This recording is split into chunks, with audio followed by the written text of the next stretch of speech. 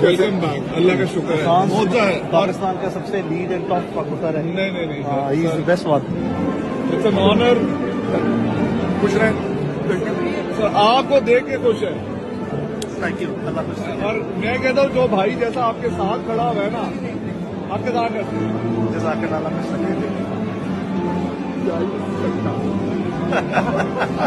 बिल्कुल सही बात।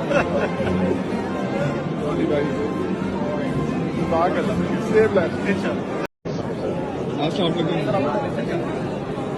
Welcome back. अल्लाह का शुक्र है। मौजा है। पाकिस्तान का सबसे लीड एंड टॉप कबूतर है। नहीं he is the best one.